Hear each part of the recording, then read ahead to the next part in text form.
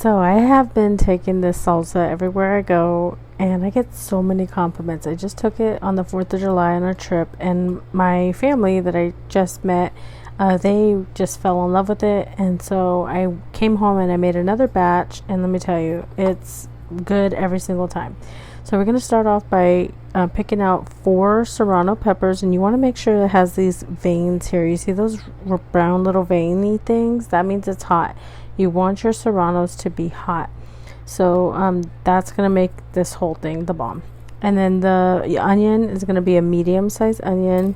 The Roma tomatoes, just small to medium is fine. These were like a perfect size. As you can see, just 6 of those. And some garlic cloves, 4 to 5, whichever amount you like. 4 to 5 is good. And then the jalapeños, we're going to do 6 jalapeños. They don't have to be spicy, they just need to be big. And then a bag, keep the bag that they came in, and you'll need that for later. And then we're going to use a tablespoon of any oil that you like. We're just going to put that in a hot skillet, get that going nice and hot. Medium high heat will be good enough for this. And we're going to blister these jalapeños. If you've already made salsa before, then you know you just need to get a good blister on get the skin nice and blistered.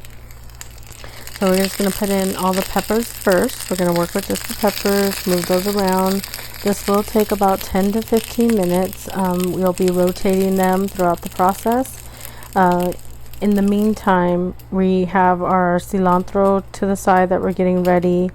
And we're going to work on some other stuff I'll tell you in a minute. But the full recipe will be down in the description. But you do want to watch the process if you've never done it before, just to kind of see how it all goes step by step.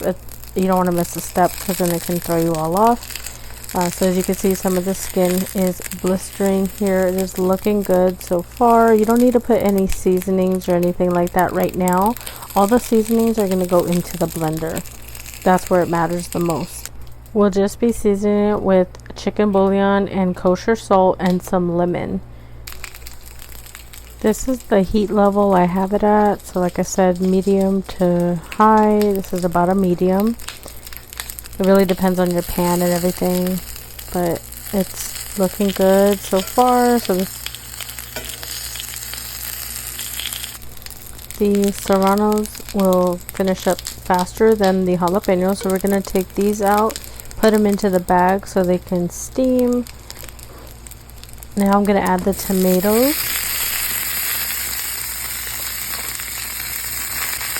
We're going to blister these up just as we are doing with the peppers, and these should take another 10 minutes or so. Giving these a flip. Those are looking beautiful.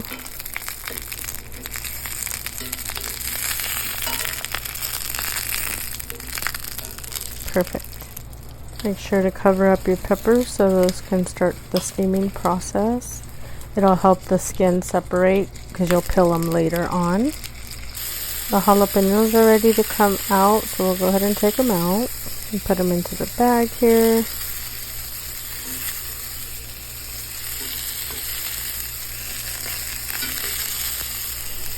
We're going to let the tomatoes continue to blister on all sides. I just move them around, swirl them around. They tend to blister up really nicely after a few minutes.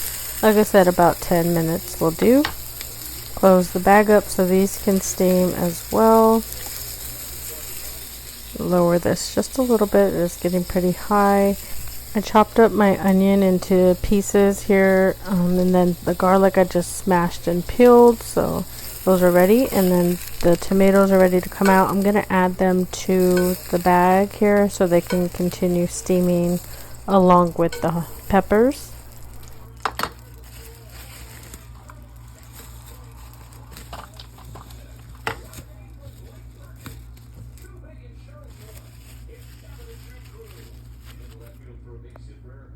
Now time to saute the onions and the garlic. This should take about 6 to 7 minutes. No need to season them or anything like that. We're just going to saute them until they're translucent.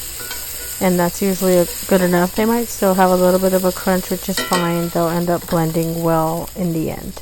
Have the heat about medium to low for this part. You don't want them to burn, especially the garlic.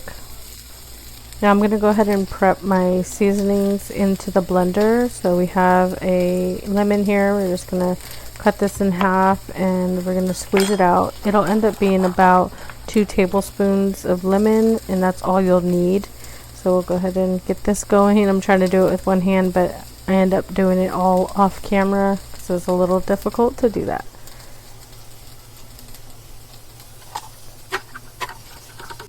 One tablespoon of chicken bouillon and 1 tablespoon of salt. I do like the coarse sea salt. It does taste better.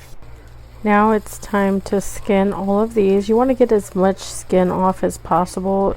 You're not going to be able to get all of it off, but I found that taking the back of a knife and just scraping it usually works pretty good.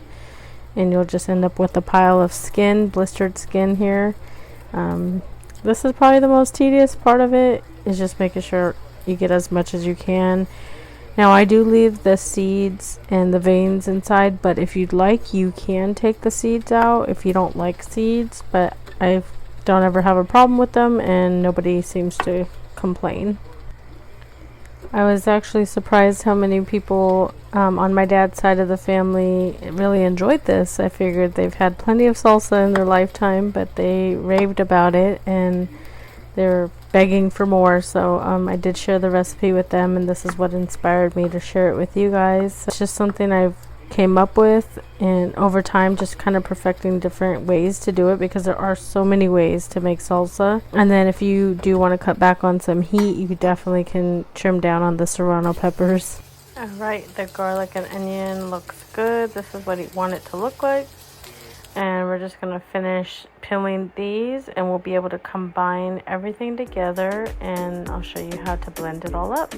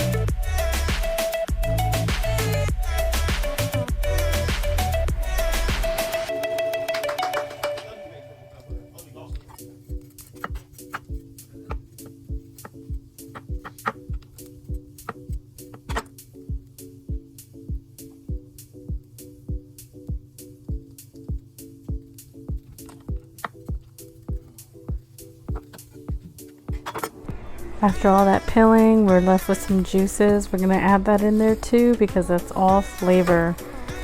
So that was the most time consuming part.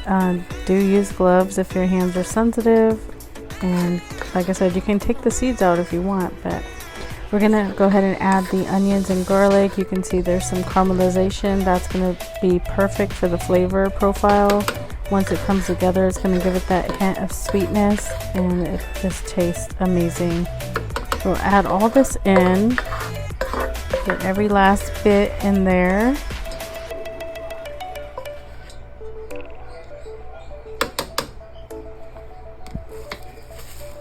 And this is a little trick that I have to get all this up. You just use that same bag and scoop it all up, and it gets all your trash up. Alright, and we'll be using this cilantro, but not until later. Alright, so we're going to go ahead and blend this up, and you'll just be pulsating it. That's all you'll do. You won't turn it on and keep it on. You're going to pulse until you get a nice chunky consistency.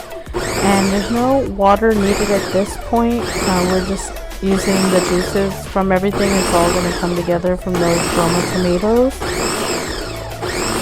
And it's already looking good. So a few pulses, and that's the consistency I like. Now I'm going to add the cilantro, and I just basically break off a bunch of it, a good handful. And this is the amount I use all the time, and it's perfect. And we'll be pulsating this as well a few times just until it's all in there. Sometimes it does get stuck on the side, so you'll lift the lid and you'll just get all the stuff off the sides there after a few pulses. And it's really going to depend on your blender, how your blender works, but it should work pretty good. I've even had times where I haven't had a blender and I put it in a Ziploc bag and I just like crushed it with my hands and sat there and smushed it all together, and it worked out fine. Alright, so you're going to get about 4 cups with this recipe. So we're just going to add it to the bowl now. And at the end here, to get everything, I am going to add about 4 tablespoons of water to the blender so that I can get all of it out of there. Let's tilt it upside down to get the stuff off the lid. You don't want to miss any of this. It's all good. So let's get it all out of there and just blend it all the way through to get everything off of the sides, off of the blades and everything.